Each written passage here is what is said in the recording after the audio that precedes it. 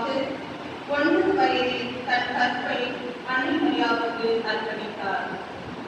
துறவு வாழ்வை மேற்கொள்ள கடவுள் பலவரையும் அனைத்தையும் வெற்றி கொண்டு இயேசு சபையில் இணைந்து நவதுறவர் பயிற்சி பெற்று 1587 ஆண்டில் முதல் வார்த்தை பதவியேற்றார்.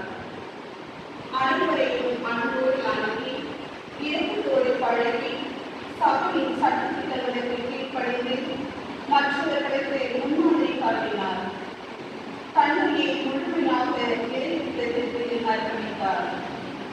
செவத்தையும் தகத்தையும் தன்னை பாதுகாக்கும் அவசரமாக கொண்டு செயல்பட்டார். 1591 ஆண்டு இத்தாலி நாட்டில் பிளேக் நோய் கடுமையாக பரவியது. அவர் நோயுற்றோருக்கு பணி செய்ய தானே முன்வந்தார். பின் இவரும் அந்நோயின் பிடியில் சிக்குண்டு 23ஆம் வயதில் தன் தூய ஆன்மாவை இறைப்பதற்கு அர்ப்பணித்தார். பூமியில் பிறந்த ஒவ்வொரு உயிரும் பயணம் கொண்டுதான் இருக்கிறது. ஆன்மாவின் பயணம் எதிர்ப்பு நோக்கி, இயேசுவின் பயணம் நெரிசலை நோக்கி, நம் பாதுகாவலரின் பயணம் இறை உள்ளத்தை நோக்கி. இறை உள்ளத்தை அறிய அவர் அணிந்து கொண்ட அணிகலன்கள் ஆழமான செல்வம், கடுமையான தமசு. இவை இரண்டும் புனிதத்தை அடைவதற்கான 2 வகைகளாக இருந்தன. தூய்மை, எளிமை, தாழ்ச்சி, தேர்வு தெரிதல் போன்றவை இவருக்கு அழகு செய்த நம்பிக்கைகளாக அமைந்தன. திருத்தந்தை 11ஆம் பெனடிக்ட் இவரை இளையோரின் பாதுகாவலராக அறிவித்தார். இவரின் பெயரை தாங்கியுள்ள என் சபையின் வரலாற்றை திரும்பி பார்க்கும்போது அதில் என் மூத்த அன்னையர்களின் தியாகங்கள் பல, அவர்கள் சந்தித்த சவால்கள் பற்பல.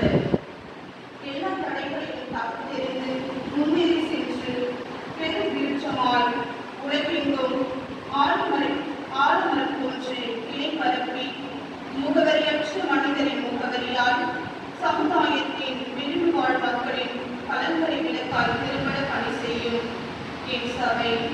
என் சபையன்னை மைய நிர்வாக குழுவினர், புனித அலோஷியஸ் குன்சாகாவின் பெயரை தாங்கியுள்ள மதுரை ஞான மாநிலத்தில் உள்ள சகோதரிகள், நிர்வாக குழுவினர்கள், கல்வி நிறுவனங்கள், அதில் பணிபுரிகின்ற சகோதரிகள் மற்றும் வட்டாரமாக உள்ள வட மாநிலத்தில் பணிபுரிகின்ற நம் சகோதரிகளுக்காகவும் அவரின் உடல் நலனுக்காகவும் நமது வளர்ப்பு பிள்ளைகளின் எதிர்காலத்திற்காகவும் இறை அழைத்தலுக்காகவும் மாறிவரும் கால சூழ்நிலைகளுக்கும் தேவைகளுக்கும் ஏற்ப அருள் சகோதரிகள் மகிழ்வாய் அற்புத வாழ்வையும் பணி வாழ்வையும் வளரவும் இத்திருவிடம் சூழ்ந்துள்ள நம் அனைவரின் தனிப்பட்ட கருத்துக்களுக்காகவும் இறை ஆசிரியர்களின்